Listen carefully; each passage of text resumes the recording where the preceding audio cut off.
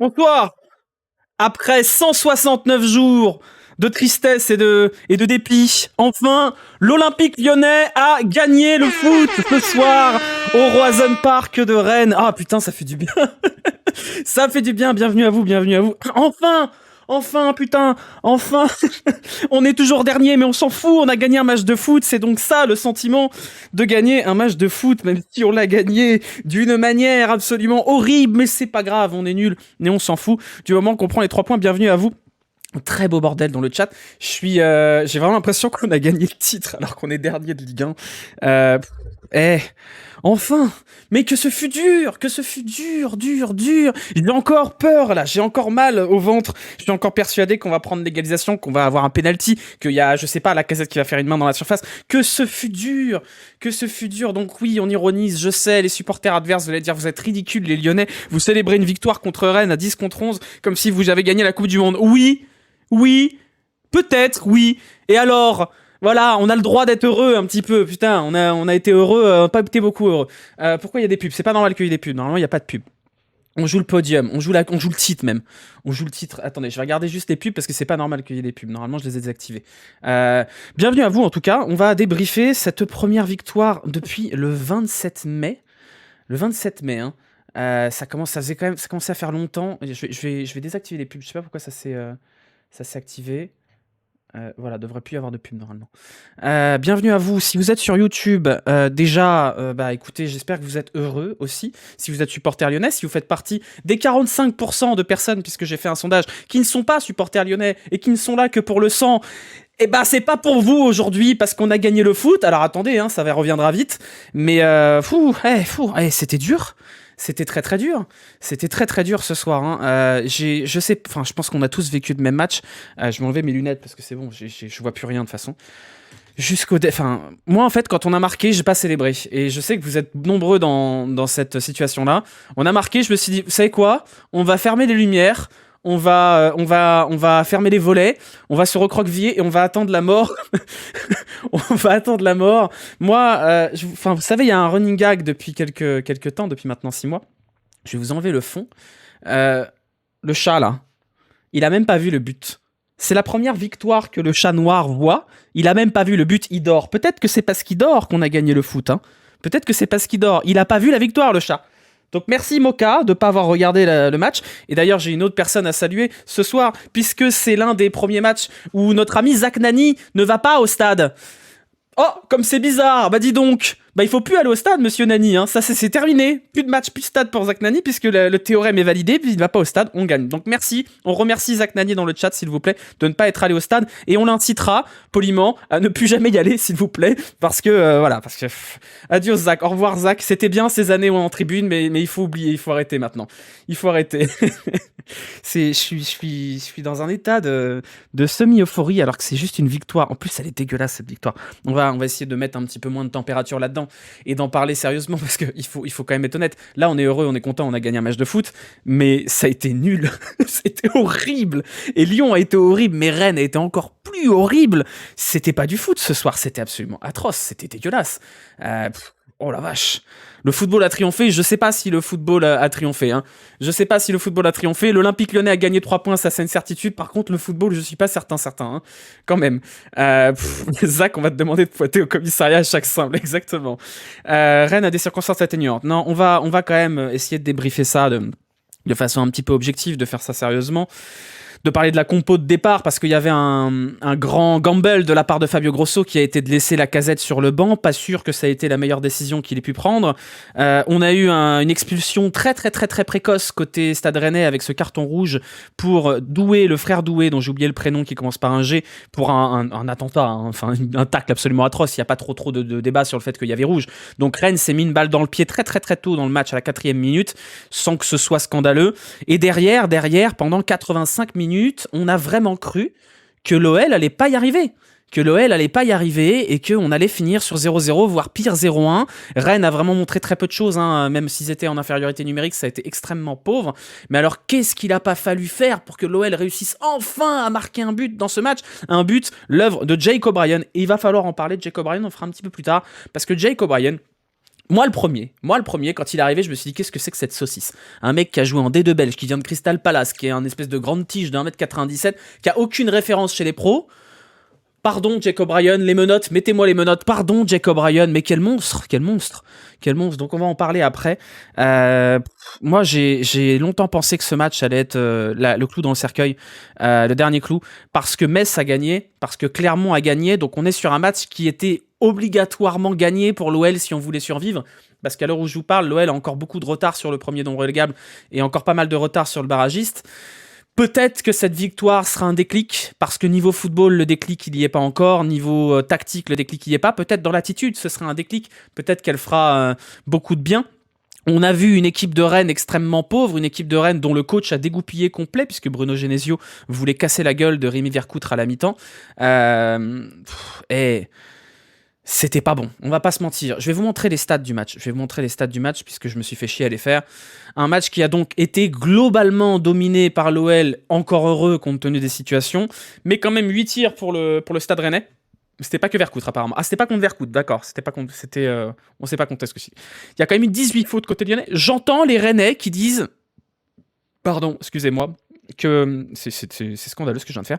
Je comprends les Rennais qui disent qu'ils se sentent un peu lésés, parce qu'effectivement il y a eu 18 fautes et un seul carton jaune pour Lyon, que des fautes un peu vicieuses, et eux ont pris 3 cartons jaunes en 5 fautes. Maintenant l'arbitrage de Frappard, on le connaît, il a été calamiteux des deux côtés, parce que Arthur Théâtre doit prendre un rouge, un deuxième jaune sur la faute horrible qu'il fait en fin de match, comme il y a certaines situations qui sont litigieuses en fin de match.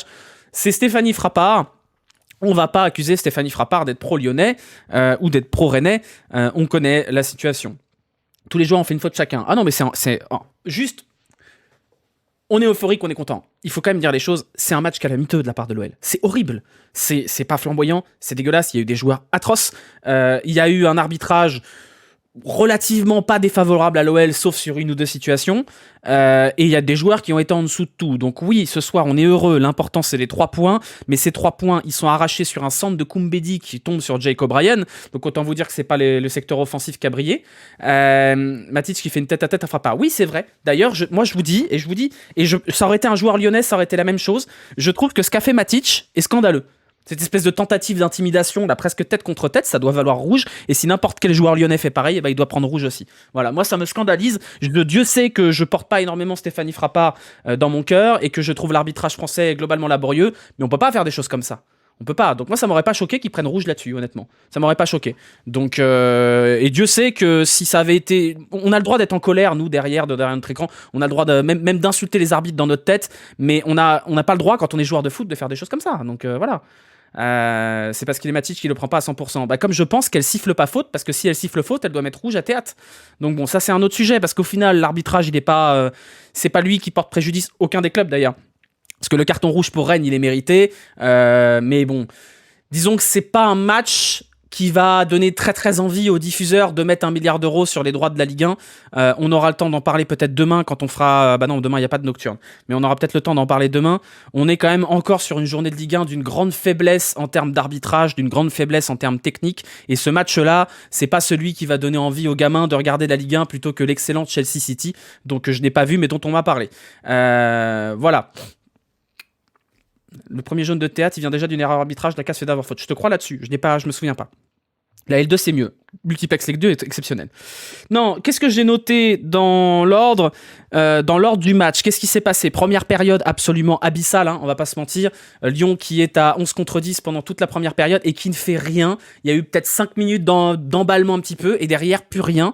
Moi j'ai été extrêmement choqué, et je vais vous le dire, par le comportement de l'équipe en première période, parce qu'il y avait aucun pressing. Zéro pressing face à une équipe qui est en infériorité numérique, et il y a eu des contre-attaques qui étaient menées à 3. Il y avait les 2 de devant, Cherki, et personne qui suivait derrière, aucun latéral qui monte. Tagliafico, il a décidé de jouer défenseur central pendant tout le match. Moi, j'ai été scandalisé par la première période, je vous le dis. La première période, elle est honteuse. Il y a des joueurs qui, techniquement, Mama Baldé, Skedi Alvero...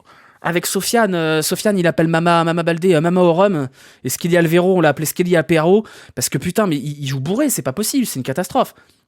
Choqué par le parti pris de Prime. C'est quoi le parti pris de Prime? J'ai pas vu. Magnifique match où Gusto a raté le but de la victoire, décidément. À Mama's yeux bandés, j'en sais rien, mais alors Mama Baldé, waouh la vache! Pouh, fou. Moi, j'ai été aussi choqué par l'attitude de Cherki. Alors, pas l'attitude sur le terrain, parce que je l'ai trouvé pas scandaleux, et je l'ai trouvé intéressant même dans le pressing, on l'a vu faire le pressing compagnie, mais son attitude vis-à-vis de ses coéquipiers. Je l'ai noté là, parce qu'il va falloir quand même en parler. Cherki, il fait des passes ratées, et après il rate sur son coéquipier parce qu'il est pas là où il a raté sa passe. Et ça, il va falloir que ça cesse. Je trouve que la relation Cherki-Nuama, elle est très très très très problématique. On a l'impression que Cherki peut pas blairer Nuama. Et là, ça commence quand même à être un peu laborieux là-dessus. Qu'est-ce que j'ai noté? L'embrouille de Genesio. Bon, bah écoutez, c'est Bruno Genesio, hein, voilà. Donc peut-être que ça fera relativiser certains qui pensaient que c'était une pauvre victime de méchants supporters, alors que bon, là, il a quand même dit ferme ta gueule, t'es pas chez toi, t'es pas à Lyon, nanani, nanana. Je trouve ça pas très digne de la part d'un coach de péter un plomb comme ça. Mais bon, advienne que pourra. Pour voter sur le Jurigno. Oui, vous pouvez voter sur le Jurigno, on le fera après. Qu'est-ce que j'ai noté? L'entrée cata de Jeffinho, qui est... Bon, ça a failli coûter le match quand même. Hein. Ça a failli coûter le match. En réalité, c'est quoi le truc de Prime, vous me dites? Prime qui a dit qu'on a gagné sans... Mais ils ont raison. Ils ont raison, en vrai. Ils ont raison, les mecs. Sans gloire, sans honneur et sans talent. C'est peut-être un peu abusé, mais c'est vrai. C'est pas une victoire flamboyante de l'OL. Mais après, on s'en fout. On s'en tape. L'OL joue le maintien. On s'en fout que ce soit pas flamboyant. On est là pour les 3 points. Moi, je m'en branle. Là, je suis au stade où j'en ai rien à foutre que l'OL joue mal au foot. Je m'en fous. On joue le maintien. On n'est plus là pour se plaindre d'être 6ème alors qu'on est nul au foot. Non, là, on s'en fout d'être nul au foot. Faut gagner des points. Donc ce soir, on peut critiquer et on va critiquer et on va dire qu'il y a des joueurs qui sont pas au niveau et on va dire que le plan de jeu de l'OL était pas bon et que la compo de départ est catastrophique. Mais on s'en fout. Si vous me faites toute une saison comme ça et qu'on est maintenu, honnêtement, moi, ça me va. On verra l'an prochain. Hein. Ça me va. On n'est plus une équipe qui joue l'Europe, on n'est plus une équipe qui construit sur l'avenir. Là, d'abord, on est en train de se sauver. Donc là, il faut se sauver. Là, il faut arracher 3 points comme des dégueulasses, comme des gros cochons à la force des biceps. Et c'est tout, on s'en fout. Les corners, oui, c'est vrai qu'on n'a pas parlé des corners. J'ai souligné les trucs sur lesquels il faut que j'épilogue pour que Socrate, notre modo préféré, puisse couper correctement les clips pour TikTok. Voilà. Rennes joue le maintien aussi maintenant. Alors ouais, un petit passage sur Rennes quand même. Parce que mon associé est rennais et demain on part en séminaire, donc autant vous dire que l'ambiance dans la voiture va être formidable. Un petit mot sur Rennes quand même, parce que je trouve que c'est comment dire, ce que fait Rennes par rapport aux moyens qu'ils ont. Alors oui, ils vendent très cher, mais ils investissent sur beaucoup de bons joueurs. Ils ont quand même des moyens. C'est un club qui bosse bien sur le marché des transferts et qui du coup peut se permettre de réinvestir. Donc je suis pas là à vous dire oui, ils dépensent 200 millions à chaque mercato. Non, mais c'est un club qui a les moyens de réussir par rapport à... Ils se sont donné ces moyens-là. Par rapport aux moyens qu'ils ont, Rennes, la production, elle est quand même hyper décevante. Que ce soit en résultat, parce que Rennes devrait être allé en Ligue des Champions maintenant, et par rapport à la production offensive, même la production de jeu, c'est hyper décevant, Rennes. C'est hyper décevant. Et je suis pas là en train de m'acharner sur Bruno Genesio parce que ça y est, les Rennais commencent à en avoir un petit peu marre. Mais c'est quand même hyper décevant quand on a l'effectif qu'a Rennes avec certaines valeurs sûres. Alors oui, la défense est pas folle, mais quand même, être à ce niveau-là, Rennes, c'est pas normal. Et je sais pas quand est-ce que ça va bouger là-bas parce qu'à un moment donné, ça a stagné. Ils sont arrivés à un niveau qui était inespéré pour eux, c'est-à-dire gagner une Coupe de France en gagnant contre Paris en finale, puis aller titiller le podium chaque année, ce qui est franchement très bien quand on est Rennes. Mais là, ça stagne, voire ça décline. Donc je sais pas ce qui se passe, mais il va probablement falloir changer un certain nombre de choses. Individuellement, ils ont une super équipe. Alors, il y a des lacunes du côté de Rennes. Défensivement, c'est pas ouf. Vous avez une défense qui est extrêmement jeune et qui manque d'expérience. Pour le reste, c'est pas mal quand même. Vous avez des valeurs sûres, vous avez des joueurs de qualité. Je trouve que l'effectif est mal équilibré. Vous avez une défense qui est trop jeune et vous avez un secteur offensif qui manque cruellement d'ailier. Et depuis que vous avez perdu Doku, il n'y a plus grand-chose. Vous avez la même chose que ce qu'avait Genesio à Lyon. C'est-à-dire que vous avez que des neufs devant. Vous avez que des joueurs d'axe. Et du coup, on se fait chier. Et du coup, c'est le U. Et en plus, vous faites des erreurs défensives parce que vos joueurs, ils sont pas expérimentés derrière. Donc en fait, c'est fou parce que Genesio et Maurice sont en train de faire à Rennes exactement la même chose qu'ils ont fait à Lyon. C'est-à-dire empiler les joueurs d'axe, pas solidifier le secteur le plus important qui est la défense, et se retrouver du coup avec une équipe qui est instable et irrégulière. Et c'est dommage. Voilà, bref, c'était la parenthèse sur Rennes. Qu'est-ce qu'on va dire maintenant? Petit point quand même sur le classement de la Ligue 1, juste pour vous montrer qu'on a beau fêter ça comme si on avait gagné la Ligue des Champions, on n'est pas le cul sorti des ronces encore. L'Olympique Lyonnais, au moment où je vous parle, est toujours dernier, avec un match en retard quand même, à 4 points de Lorient qui occupe la place de barragiste et à 5 points de Strasbourg qui occupe la 15e place, première place de non relégable. Donc l'avantage, c'est que c'est mieux, mais on n'est pas encore rendu. Hein. Et vu le calendrier, c'est pas encore gagné. Donc j'ai cru que Gouiri allait nous assassiner à la fin. Ah, mais moi j'étais persuadé. J'étais persuadé que Guiri il allait nous assassiner. On a eu très très chaud quand même. Hein. Oh, on a eu très très très très chaud. Les dernières minutes, elles étaient... Je vous jure, on a vécu des trucs à Lyon ces 20 dernières années.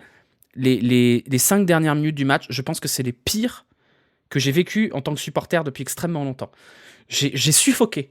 Quand il y a eu l'action là dans la surface sur le corner où il y a Lovren qui bouscule je sais plus qui et ensuite il y en a un autre qui se fait tirer et que Stéphanie Frappard elle fait ça comme ça, j'ai senti la mort m'envahir. Voilà, j'ai eu l'impression que la mort était rentrée en moi et j'ai attendu la mort. Là j'étais là comme ça, les mains croisées en me disant bon bah penalty, écoutez hein. Ça a été, je pense, les 5, 6, 7 dernières minutes les plus dures de ma vie de supporter depuis très très très très longtemps. Le plus gros caca-culotte de l'histoire des caca-culottes. Parce que celui-là, ce match-là, si on le gagne pas, je pense que c'est terminé. Là, 5 points sur Lorient et Strasbourg, ça peut s'imaginer. Mais vous imaginez si on gagne pas ce match et qu'on est à 7 ou 8 points. Là, il y a un peu d'espoir, un peu. Hein. Je continue de penser que ça va être compliqué pour le maintien, mais il y a un peu d'espoir. Donc maintenant, même au-delà des points, psychologiquement, vous imaginez là, vous imaginez à 11 contre 10, vous prenez l'égalisation à la 93e, la mort intérieure pour les joueurs, pour le staff, pour tout ce que vous voulez. Donc, le cierge à Fourvière, là, le cierge à Fourvière, enfin. Ah, ça fait du bien quand même. Tu comprends l'entrée de Lovren. J'ai pas trop compris ce qui s'est passé. Parce qu'à la base, Grosso voulait faire rentrer Lovren, puis finalement il a dit non, c'est Akoku, puis Lovren a dit non, c'est moi qui rentre, puis il rentre, puis il est pas loin de concéder un penalty. Mais alors là, si Lovren concède un penalty après avoir forcé sa rentrée, waouh, la vache, c'est une victoire quand même extrêmement chaotique. Et c'est pas grave, parce que tant mieux, c'est une victoire quand même, mais c'est une victoire hyper chaotique. Hein. Hyper chaotique. Lovren est un peu chiant à jouer au coach. Ouais, je sais pas, c'est bizarre. Après, là, on s'en fout, on a gagné, on prend les 3 points. Mais il y a plein de questions à se poser par rapport à ce match. Qu'est-ce que je voulais dire ? De quoi je voulais parler spécifiquement ? Sur quoi je voulais faire des petits extraits ? Je voulais qu'on parle des corners à 2. Alors vous allez me dire, oui, mais le but, il vient d'un corner qui est tiré à 2, qui ressort et qui revient. Mais je voulais qu'on parle des corners à 2 parce que j'ai beaucoup de mal à comprendre comment dans une équipe où on a Skelly Alvero qui fait 2 mètres, Jake O'Brien qui fait 1m97, on se retrouve à jouer des corners à 2 et à pas être capable de leur faire passer le premier poteau dans la plupart des cas. C'est une énigme. Déjà, qu'on n'ait pas quelqu'un à l'Olympique Lyonnais qui soit capable de tirer des corners correctement et que ça fait, je crois, 198 corners que Maxence Cacré tire sans que ce soit décisif, il y a quelque chose qui m'échappe parce que ça, c'est des consignes, des choses comme ça. Donc j'ai du mal à comprendre cette logique des corners à 2. On n'est pas sur FIFA Ultimate Team, ça marche que dans la Weekend League, ça. Donc ça, il faut qu'on m'explique. Vraiment, il faut qu'on m'explique. J'ai pas d'explication. Le lapsus révélateur. Pardon, excusez-moi. Cherki qui les tire direct en espoir. Ouais, j'ai pas d'explication là-dessus. Et j'ai pas d'explication. Je voulais également faire amende honorable par rapport à Jake O'Brien, parce que Jake O'Brien, quand il est arrivé à Lyon, tout le monde a lâché un énorme point d'interrogation de la taille de la tour Crayon. On se demandait, c'est pas ce qu'il venait faire là, on était même pas sûr de le garder. Rappelez-vous, on a dit, ouais, Jake O'Brien, il vient passer des tests, puis on verra où est-ce qu'on l'envoie après. Et il n'y avait pas de référence chez Jake O'Brien. On s'est dit c'est une grande tige irlandaise de 2 mètres là. Il doit être tout lent, il doit être tout nul techniquement. Et il se trouve que Jake O'Brien est factuellement un super bon joueur. Il y a eu une action notamment où il prend de vitesse Martin Terrier. Je me suis dit attends, un joueur comme ça, ça n'a pas de vitesse. Donc Jake O'Brien, c'est la méga surprise de cet effectif. Et si on doit en garder un depuis le début de la saison, un seul, c'est lui. Donc voilà, je m'excuse auprès de Jake O'Brien d'avoir pensé que c'était une grande tige avec une charrette qui savait pas faire une passe. Il se trouve que Jake O'Brien est un bon joueur de foot et qui me surprend. Voilà, donc je pense que c'est important de le dire quand on se trompe sur un joueur à cause de préjugés ou autre. Et Jake O'Brien, moi je me suis trompé comme beaucoup et j'espère qu'il va continuer sur cette lignée-là parce que c'est pas un joueur si limité que ça, c'est pas un joueur si lent que ça et c'est un joueur dont on a besoin dans l'optique de jouer le maintien. C'est sûrement pas le futur défenseur central de Pep Guardiola, mais je peux vous dire que pour jouer le maintien, on a besoin d'un mec comme ça. Après, c'est une grande tige comme tous les sprinters. On s'en balèque de City-Chelsea. Oui, on s'en fout de City-Chelsea. Je m'en fous, je suis pas dessus. Jake, je t'ai critiqué, pardon. Non, mais même l'action qu'il fait, là, il prend le dessus sur le défenseur, c'est un vrai bon joueur. Hein. Tino Kadewere, pas si mauvaise son entrée. Non, Kadewere a été ok. L'entrée de Kadewere est bonne, l'entrée de Jeffinho est pas terrible, l'entrée de Lacazette est moyenne plus, on va dire, ça aurait pu être mieux. Voilà, qu'est-ce que j'ai noté d'autre ? Ouais, parce que quand même, faut qu'on en reparle de ça. Il y a un vrai problème avec l'attitude de Cherki. Il y a eu sur Koumbedi, il y a eu sur Nuama, et je trouve problématique cette attitude-là. Je l'ai trouvé un peu mieux sur le terrain, un peu moins individualiste. Par contre, il pue le manque de confiance, et ça c'est surprenant de la part de Cherki. Par contre, il faut qu'il arrête de râler sur ses coéquipiers quand il fait des passes qui sont trop longues. Il fait une passe dégueulasse pour Nuama, il l'engueule. Il fait une passe dégueulasse qui part en touche pour Koumbedi, il râle. Ça, il faut que ça cesse, ça. Ça, il faut que ça cesse, parce qu'à un moment donné, ils vont péter un plomb, ses coéquipiers. Et je trouve cette attitude-là pas bonne, et il a des choses à se faire pardonner, Cherki, et il faut qu'il se fasse pardonner aussi auprès de vestiaire. Donc voilà, encore une fois, attention à l'attitude Cherki, parce que on est fatigué. Hein. Moi, je crois toujours en Ryan Cherki, toujours. J'y croirai jusqu'à ce qu'il parte. Mais il y a encore certaines choses à corriger, et ce soir, il est pas scandaleux. Mais bon, toujours pas de but, toujours pas de B, passe D. Nuama, ça suffit plus la vitesse, faut la technique. Ouais, on n'a pas parlé de Nuama. Mais c'est vrai qu'il faut qu'on parle de Ernest Nuama. Parce que moi, j'ai un problème avec Ernest Nuama. Je pense qu'il a ce syndrome des joueurs qui viennent de championnats dits inférieurs, des championnats qui sont peut-être techniques, mais qui sont pas physiques. Et je pense qu'Ernest Nuama, il a des qualités techniques et physiques évidentes, et qu'il croit encore que ça passe en Ligue 1. Or, la Ligue 1 est un championnat très physique, et on ne peut pas passer un défenseur en appuyant sur la gâchette de sprint, comme ça pouvait être le cas probablement dans le championnat danois. Et donc je pense que Nuama, il a besoin d'un temps d'adaptation pour comprendre que ça ne suffit plus d'être rapide et technique, même si la technique, elle fait un peu défaut en ce moment. Et il va falloir qu'il apprenne à jouer autrement, parce que là, on a l'impression de voir Bertrand Traoré dans les mauvaises années. Donc pour l'instant, Ernest Nuama, ça va pas. Moi, je ne l'abandonne pas, je ne descends pas du train, mais il faut qu'il réinvente son jeu, parce que ça passera pas de courir tout le temps. Et là, c'est problématique sur ce match-là, parce qu'il gâche beaucoup d'opportunités, et il fait beaucoup de saucisses, alors qu'il devrait pas. Voilà, et ça, c'est mon problème avec Nuama. S'adapter dans une équipe qui joue le maintien. Non, mais c'est pas facile. Bien sûr que le contexte, il est pas bon pour Ernest Nuama. Mais en fait, le contexte, moi, ça m'emmerde un peu qu'on parle tout le temps de contexte. Oui, il faut pas lancer les jeunes et compagnie. Regardez Diawara, il a été lancé dans un contexte absolument calamiteux et il arrive à montrer ses qualités. Donc c'est qu'il y a bien quelque chose. Jake O'Brien, c'est le pire contexte possible pour être lancé et il arrive à montrer ses qualités. Donc El Famoso contexte, El Famoso les conditions pour marquer et compagnie, je pense quand même que c'est pas ça qui explique pourquoi Nuama tente l'élimination à chaque fois qu'il a un défenseur en face de lui. Et effectivement, c'est pas Gustav Berg en face, mais des mecs qui ont 80 en vitesse sur FIFA Ultimate Team, donc ça passe moins facilement. Donc je pense que Ernest Nuama, il doit réinventer sa manière de capitaliser sur ses qualités pour être plus cinglant et réapprendre un petit peu à éliminer dans un championnat qui, certes, est pas le championnat le plus technique du monde, pas le championnat le plus fascinant du monde, mais physiquement, c'est un championnat qui est dur. C'est un championnat avec des joueurs athlétiques, des joueurs qui sont forts, qui vont vite, dans la majorité des cas, sauf quand c'est Nicolas Palois ou Dante, mais il se trouve que là, ça passe plus. Peut-être jouer avec ses partenaires. Ouais, mais ses partenaires, ils n'ont pas envie de jouer avec eux non plus. Donc voilà, je suis prêt à trouver des excuses à Nuama, mais c'est aussi dans ses mains de réussir à se réinventer. Par exemple, Tété, quand il arrivait en Ligue 1, il avait une supériorité technique sur ses adversaires qui a fait mouche pendant 6 mois, et après, il n'a pas réussi à s'adapter, à se renouveler là-dessus. Donc c'est un problème. Et ça, ça passera par de la confiance et des consignes. Voilà. T'as vu les stats de Baldé, sa première victoire en L1 depuis 1 an et 2 mois. Baldé, moi j'y croyais quand Baldé est arrivé. Enfin, j'y croyais. Je trouvais que c'était une bonne pioche, parce que j'aimais beaucoup le Mama Baldé de 3. Et c'est un mec qui, factuellement, a des qualités. Ouah, Baldé. C'est dur, hein, Mama Baldé. C'est très très dur. Parce qu'il n'y a vraiment pas grand-chose. Hein. La vitesse, ouais. La technique, oula. Les frappes, les contrôles, et les passes, oh. Donc, je sais pas comment il va sortir de cette passe, Mama Baldé. J'espère qu'il va s'en sortir. Parce que pour l'instant, il n'y a rien à se mettre sous la dent hein, pour Mama Baldé. Il n'y a rien. Hein. Sur les matchs qu'il a fait depuis qu'il est arrivé, c'est une calamité absolue. Hein. C'est une calamité absolue. Et pour terminer sur l'effectif, j'aimerais avoir une pensée pour Diego Moreira. Diego Moreira qui est porté disparu depuis maintenant 3 semaines. Personne n'a de nouvelles. Voilà, Diego Moreira disparu peut-être entre le Hazard Club et le sucre. Diego Moreira qui, je vous le rappelle, a été recruté pour 10 mois puisqu'il est arrivé en fin de mercato, à la toute fin, et il partira fin juin pour 2 800 000 €. Donc ça fait quand même cher la minute de jeu. Il est même plus dans le groupe. Donc je ne sais pas ce que devient Diego Moreira, mais j'aimerais bien qu'on ait des questions qui soient posées sur le cas de Diego Moreira, parce que c'est pas normal ce qui se passe. Donc il faudrait que quelqu'un demande en conférence de presse à Fabio Grosso qu'est-ce qui se passe avec Diego Moreira, parce que ça c'est bizarre. Les premières minutes de Diego Moreira étaient plutôt intéressantes. Donc qu'est-ce qui se passe? Moi j'aimerais avoir une explication sur pourquoi Diego Moreira a disparu de la surface du Rhône. Où est-il? Que fait-il? Est-il stagiaire à la communication de l'OL sur le compte TikTok ou est-il footballeur professionnel? Point d'interrogation, tout le monde se demande, et c'est quand même un vrai questionnement, parce que c'est un joueur qui a coûté cher à l'OL, 2,8 millions pour 1 an. C'est problématique quand même. C'est quand même très problématique. Et Le Penant. C'est vrai que Le Penant, on n'a pas parlé, mais c'est point d'interrogation également. Voilà, on a fait le tour par rapport à tout ça.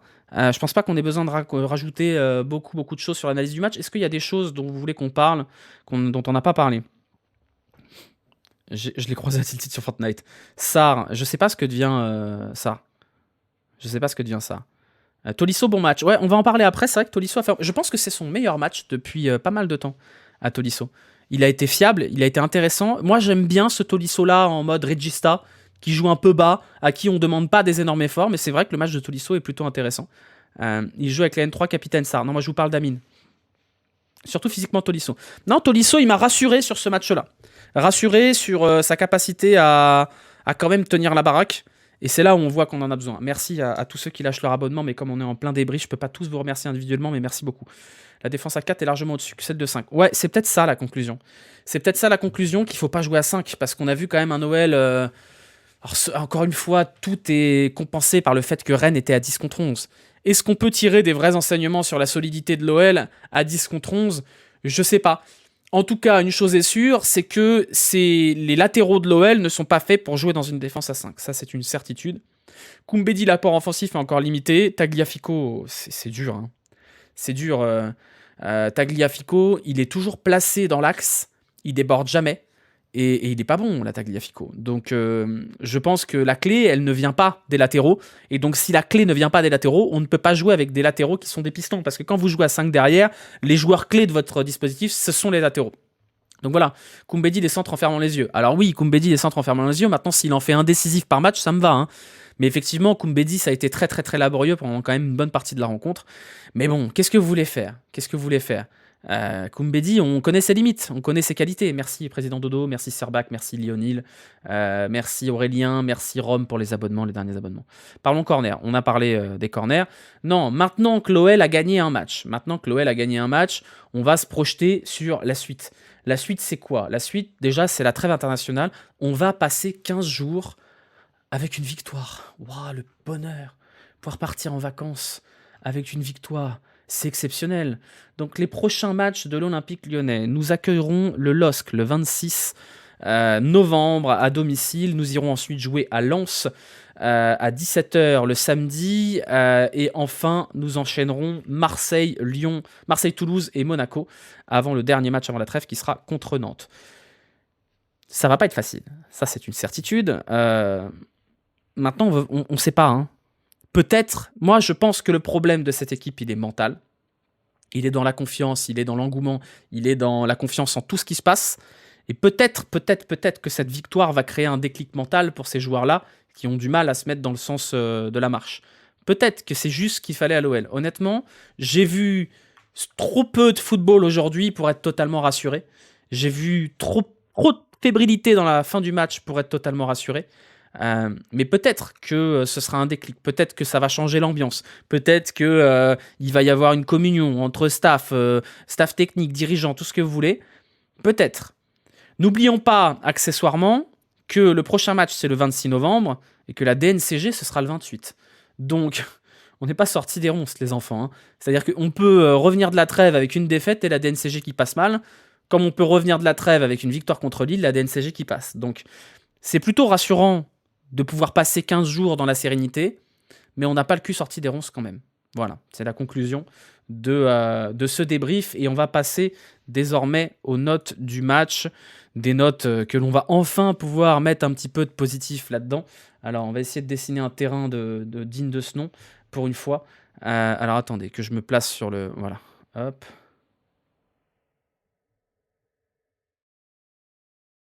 Et il est presque bien, le terrain, là. Il est presque bien. On va s'appliquer, pour une fois qu'on gagne un match, on va essayer de s'appliquer sur le terrain. Hop.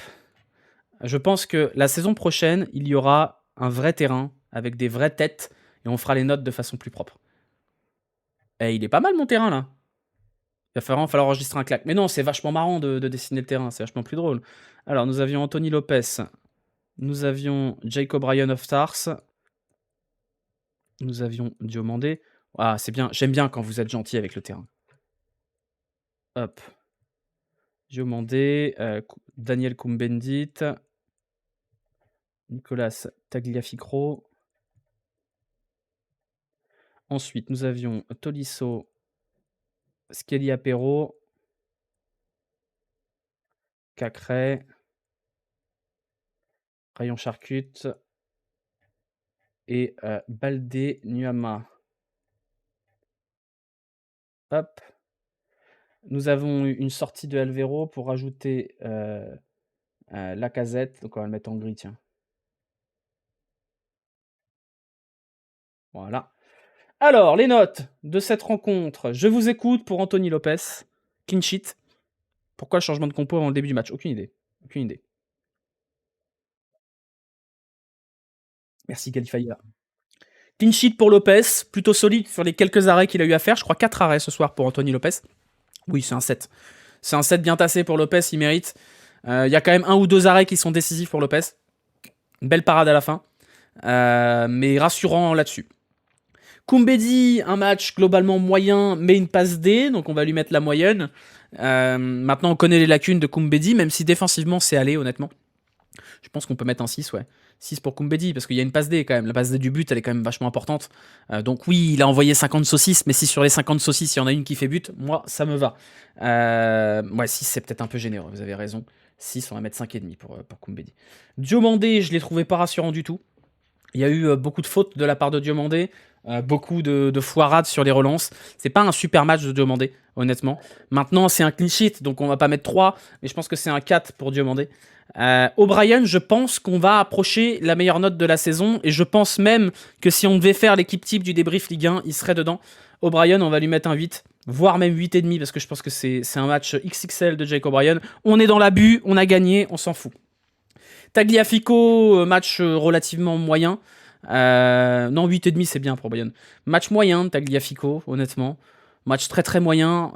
Ouais, on va mettre 4. Tolisso, c'est un super match de Tolisso pour le coup. J'ai rien à lui reprocher. Beaucoup de choses cohérentes.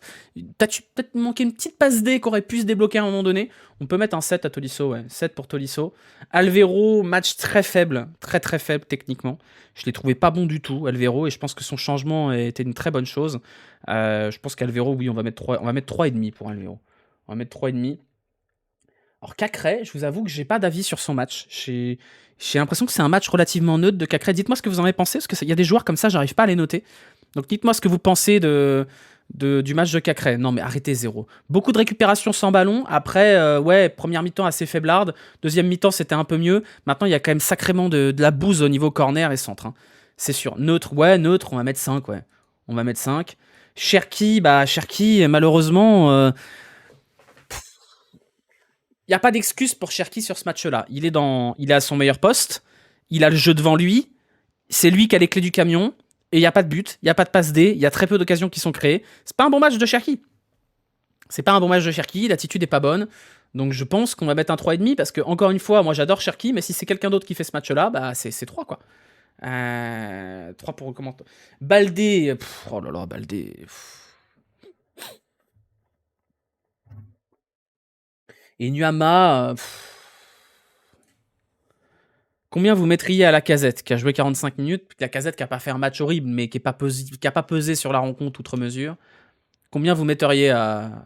Combien vous metteriez Je sais plus conjuguer.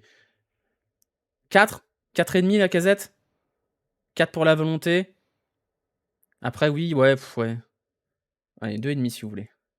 Voilà. Ouais, allez, 4,5 pour Lacazette. Voilà. Et Grosso, combien on met à Grosso? Parce que la compo de départ est pas bonne, l'animation est pas ouf.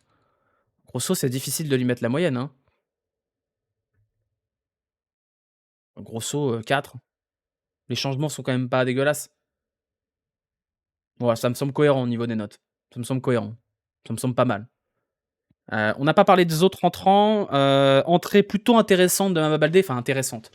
Entrée fiable de Mama Baldé, de Tino Kadewere, pardon, de Pizzatino, qui a tenu le ballon, on lui demandait pas grand-chose et il l'a bien fait. Jeffinho, compliqué, hein, très très compliqué. Beaucoup de pertes de balles du côté de Jeffinho. Ouais, il y a eu un moment donné une action où je me suis dit je vais arrêter de lui envoyer des cœurs sur Instagram, hein, parce qu'il les mérite pas forcément. Voilà, Jeffinho pas ouf. Kadewere, ouais, ça va. Kadewere, ça va. Après, moi, Kadewere, honnêtement, ça me dérange pas qu'il soit remplaçant. C'est un joueur qui serait probablement mieux ailleurs, mais c'est pas le mec le plus scandaleux de l'effectif. C'est loin d'être un très bon joueur de foot, ça on est d'accord. Mais il est pas scandaleux en sortie de banc. Alors oui, c'est pas bon, hein, je vous dis pas le contraire. Diawara, oui, Diawara ça va, ouais. Diawara ça va. Kadewere, il a beaucoup de balades. Ouais, non, Kadewere fait une bonne entrée. Dans un contexte comme ça, dans un match comme ça, il me dérange pas, Kadewere. Il est costaud, il va vite. C'est un mec qui fait des efforts défensifs. Il sera jamais titulaire. Ce sera jamais le buteur du siècle. Mais c'est pas un élément mauvais de cet effectif. C'est un joueur très moyen. Et si on peut le vendre quelque part, ce sera très bien. Mais c'est pas une cata. Hein.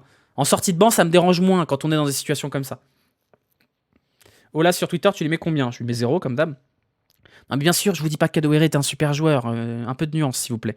Je vous dis juste que dans l'éventail des saucisses de l'Olympique lyonnais, c'est probablement la merguez la moins grillée de l'effectif. Voilà. Dans un Noël normal, il doit pas être là, mais pour le maintien. Non, mais voilà, faut changer son mode de pensée. On n'est plus dans un Noël qui joue l'Europe. On est dans quels sont les joueurs de devoir sur lesquels on peut compter dans des situations de caca-culotte. Et moi, je trouve que dans une situation de caca-culotte où il faut tenir le match, où c'est l'enfer, Kadewere, il apporte une certaine forme de solidité à peu près. Et bah voilà, c'est bravo. Il a eu 2 sur 20 là où les autres ont 0, quoi. Voilà, note de Frappard. On en a parlé déjà de l'arbitrage de Stéphanie Frappard. Mais si vous voulez, on peut faire un aparté sur l'arbitrage de Stéphanie Frappard. C'est quoi le problème de Stéphanie Frappard? Stéphanie Frappard, elle arbitre à l'oreille déjà, c'est-à-dire qu'elle met des cartons en fonction de si le mec qui a été taclé hurle fort. Et je trouve qu'elle a un arbitrage qui est souvent pas à la tête du client, mais par exemple sur Théâtre, elle met le sifflet à la bouche. Elle voit que c'est Théâtre, elle voit que Théâtre il a déjà un jaune, elle se dit si je lui mets un deuxième jaune, il va y avoir 2 rouges pour Rennes, ça va mettre dans la merde. Et du coup elle ne met pas le rouge juste pour ça. Moi j'aime pas l'arbitrage de Stéphanie Frappard, c'est pas la seule à arbitrer comme ça en Ligue 1. Elle arbitre en fonction du sens du vent, et c'est le cas de pas mal d'arbitres, hein. Elle veut pas prendre de risques, c'est un arbitrage sans risque. Et moi j'ai un problème avec ça, c'est-à-dire que même sur le geste que fait Doué sur Tagliafico, d'abord elle sort le jaune, puis ensuite elle sort le rouge, alors que le geste franchement il est horrible, et je pense qu'il va prendre plusieurs matchs de suspension, parce que la semelle, non seulement la semelle est horrible, mais il y va pour mettre la semelle. Et sur Théâtre c'est pareil, imaginez une seule seconde que ce soit Théâtre qui égalise sur corner derrière, c'est un scandale. Et même côté lyonnais, il y a des choses qui sont pas ouf. C'est pas normal, et je vous le dis, je suis supporter lyonnais, mais j'essaye d'être un peu objectif. C'est pas normal que l'OL s'en tire avec un carton jaune alors qu'il y a eu 18 fautes. À un moment donné, quand t'as une équipe qui fait 5 fautes et que t'en as une autre qui fait 18, tu dois mettre des cartons pour accumulation de fautes. Même si c'est des petites fautes, à un moment donné, c'est bon les gars, vous cassez le match, vous faites des fautes tout le temps, tiens, un jaune, tant pis si c'est le mauvais qui le prend. Et il y a des décisions qui sont un peu ubuesques en termes de laisser l'avantage, mais ça, c'est l'arbitrage français. Donc, j'ai pas, comme d'habitude, comme souvent, alors que je viens de recevoir. Vous savez quoi? Je vais vous montrer un message. Je vais vous montrer un message et vous allez pouvoir lui dire non. Vous lui dites poliment, on s'insulte pas. Attendez, je vous désactive le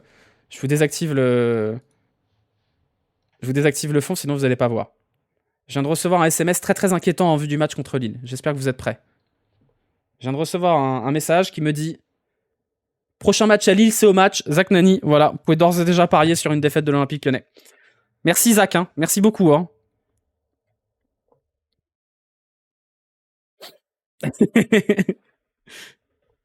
Fais-nous ton 11 type aujourd'hui.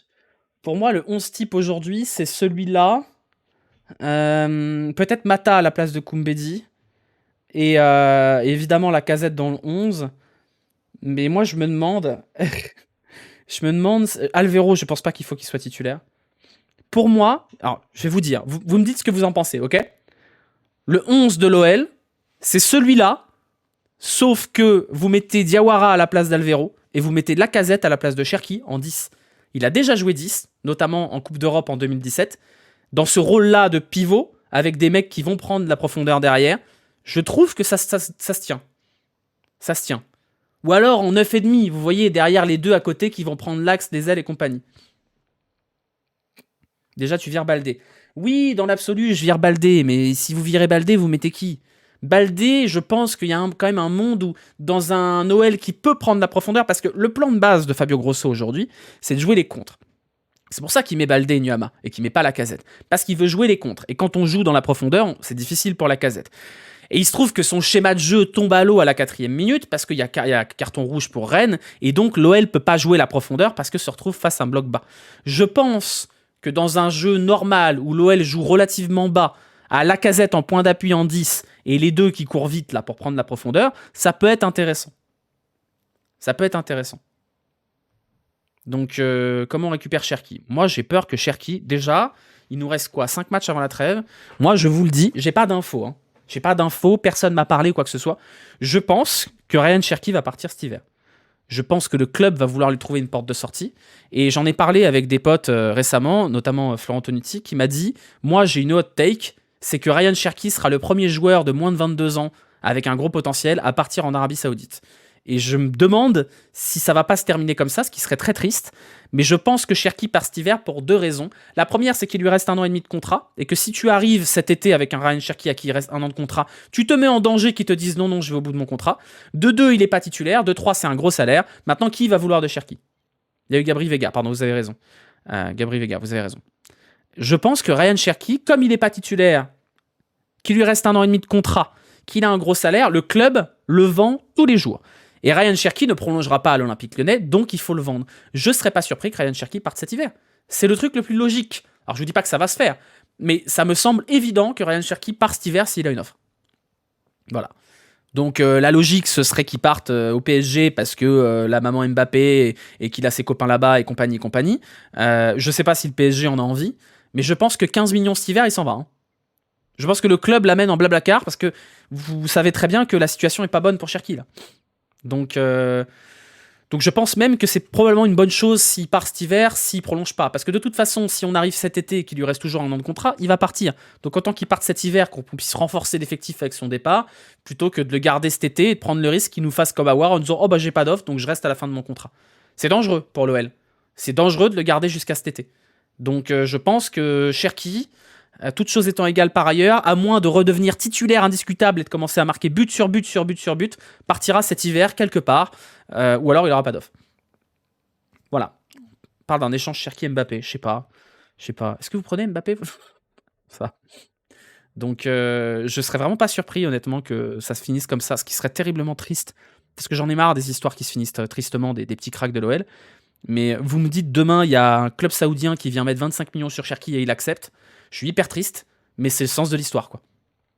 Voilà. Voilà pour ça. Je respirais plus les 10 dernières minutes. Ah non, mais moi, j'étais mal. J'étais mal les 10 dernières minutes du match, je vous jure, j'étais mal. Après le corner, là, où il y a Frappard qui va voir la VAR, enfin, qui contacte la VAR, j'étais comme ça. C'était dur.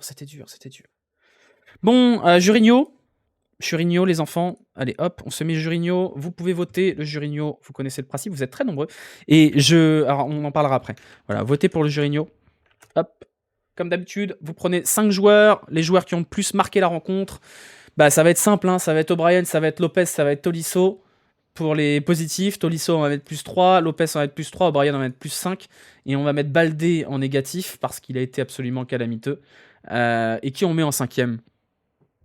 On met qui en 5e? Sympa ton Bob. Il est trop beau ce Bob. J'adore. Je vais vous mettre Cherki. Cherki, Nuama. Cherki. On va mettre -2 pour Cherki. Ça me semble honnête, parce qu'il n'a pas été non plus scandaleux. On va mettre -2, ouais, pour Cherki. Voilà pour mon vote. Vous pouvez voter. Vous avez le même poids de vote que vous voulez. Vous vous connectez via Google et vous pouvez voter sur le Jurinho. Qu'est-ce que je voulais dire juste avant? Vous m'avez dit un truc juste avant et j'ai zappé. Le coup du sans honneur de Prime. Non, mais c'était un peu violent, mais c'est pas déconnant, quoi. Cherki Carlos Soler. Qu'est-ce que. Je sais plus de quoi on voulait parler. O'Brien qui va prendre son 10 au Jurinho. Il l'aura pas volé. Hein. Avis sur Juninho. C'est vrai qu'on n'a pas parlé de Juninho. Mais tu parlais du nombre de viewers. Oui, je voulais parler de ça. J'ai eu plein de gens sur Twitter. Après, je devrais en avoir rien à foutre. Mais qui disaient ouais, il graille sur les défaites de l'OL. Quand l'OL va commencer à gagner, il va bien fermer sa gueule et tout ça. Bah, il se trouve que vous avez pratiquement pété le record. Je crois que le record, il était contre le PSG.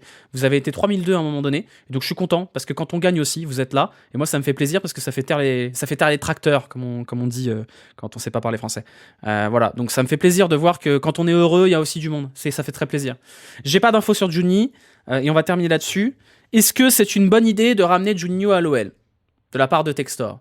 Sur le plan de la communication, oui, c'est sûr. Parce qu'aujourd'hui, il manque une figure forte sur le sportif à l'OL. Est-ce que Juninho est cette figure forte? Oui, certainement. Est-ce que c'est pas une nouvelle douille qu'on nous met pour cacher la misère sportive? Peut-être. Maintenant, je pense sincèrement qu'un Juninho dans cet écosystème-là, dans un Noël en reconstruction, ça peut pas faire de mal. Donc moi, je suis prêt à accepter cette douille-là, qu'on me prenne encore pour un con en me donnant un doudou. Mais je pense que dans un rôle de conseiller du président, et comme a pu l'être Bernard Lacombe ou Gérard Rouillet les années passées, ça peut que être bénéfique. Parce que c'est quelqu'un d'intelligent qui comprend le club, et que s'il revient, c'est qu'il a des garanties. Si Juninho revient, c'est qu'on lui a donné des garanties. Donc moi, je suis 200% pour, parce que je pense que c'est la personne qui manque à cette OL pour retrouver son âme. Maintenant, est-ce qu'il aura de vrais pouvoirs? Est-ce qu'il aura un vrai impact? Je sais pas. Mais je pars du principe que sans Juninho, on n'ira pas plus loin qu'avec Juninho. Donc voilà. Donc oui, je suis 200% pour qu'il revienne. Je lui ai envoyé un DM en le suppliant de revenir. Parce que voilà, c'est l'âme de ce club, c'est Juninho. Les valeurs de Juninho, c'est les valeurs de ce club. La manière de voir le football, c'est Juninho. Donc je sais pas quel impact il aura. Je prie pour que ce soit pas un doudou comme ça l'a été sous Olas où on l'a pris pour un con. Mais je pense que si à un moment donné il vient, c'est qu'il a des garanties. Un avis sur Parker. Parker est une truffe. Je vous le dis, c'est une énorme truffe. Et c'est un pétard mouillé, accessoirement. Je pense que Textor suce un peu Tony Parker pour qu'il lui rachète l'arena, mais que ça ira pas plus loin. J'espère, en tout cas.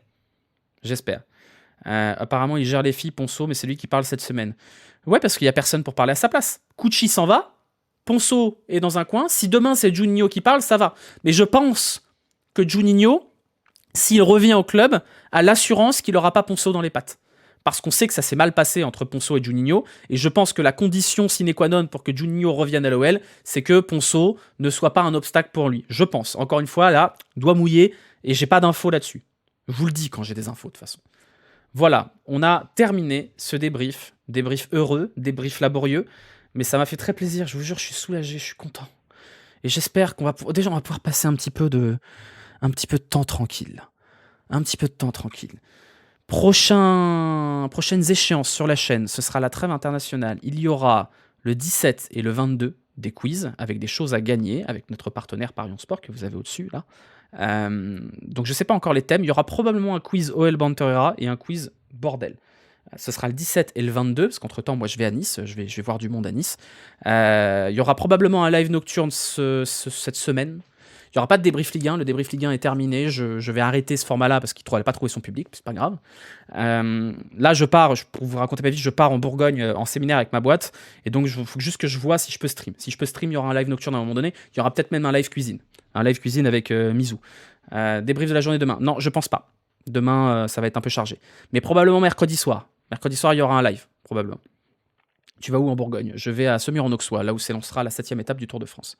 Le séminaire plaisir, tout à fait, exactement. C'est un peu de travail, beaucoup de bouffe et beaucoup d'alcool. Enfin, pas beaucoup d'alcool, non, on n'a pas dit beaucoup d'alcool.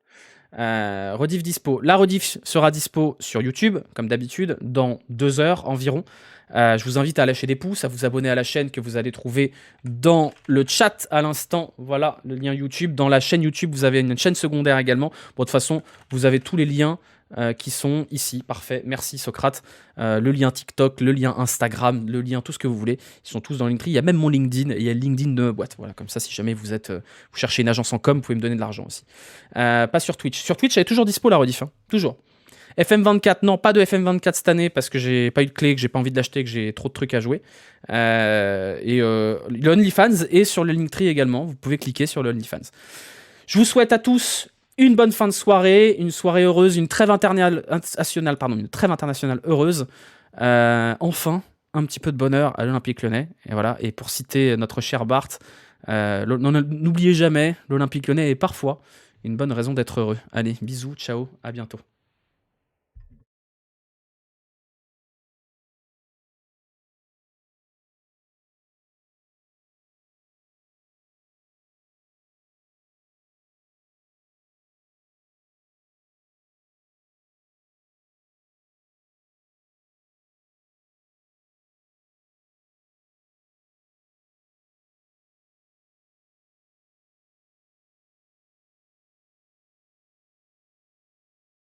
Et je vous ai pas tous remercié, mais merci à tous les abonnements de la chaîne, ça fait trop plaisir. Merci à NoFun, merci, je vais remonter. Merci à Rocky, merci Galifire, merci Cocogoon, merci Président Dodo. Merci à tous pour les abos, ça fait très plaisir. Je vous envoie chez Warkick, vous lui faites des bisous, vous pouvez mettre le